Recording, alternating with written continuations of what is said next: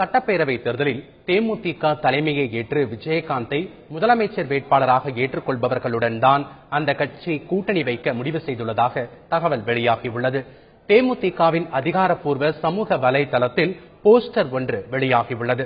அதில் விஜயகாந்த் நடந்து வருவது போன்றும் கிங் கவுண்டவுன் ஸ்டார்ட் என்ற ஆங்கில வார்த்தைகளும் நாளைய முதல்வரே என்ற வாசகமும் இடம்பெற்றுள்ளன.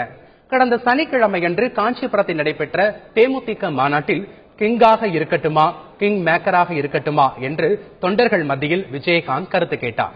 அப்போது கிங்காக இருக்க வேண்டும் என்று தொண்டர்கள் தெரிவித்ததாக விஜயகாந்த் குறிப்பிட்டிருந்தார். இந்த நிலையில் தற்போது தேமுதிக சமூக வலைதளத்தில் வெளியாகியுள்ள போஸ்டர் அரசியல் வட்டாரத்தில் திருப்பத்தை ஏற்படுத்தியுள்ளது.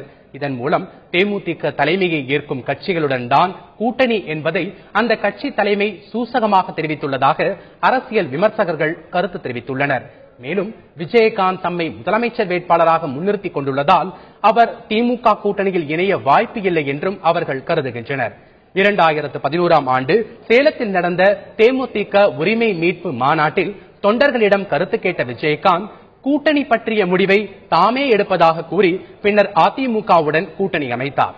இதனால் தற்போது எந்த முடிவை விஜயகாந்த் எடுப்பார் என்பது அவரது கையில்தான் உள்ளதாக அரசியல் விமர்சகர்கள் தெரிவித்துள்ளனர்.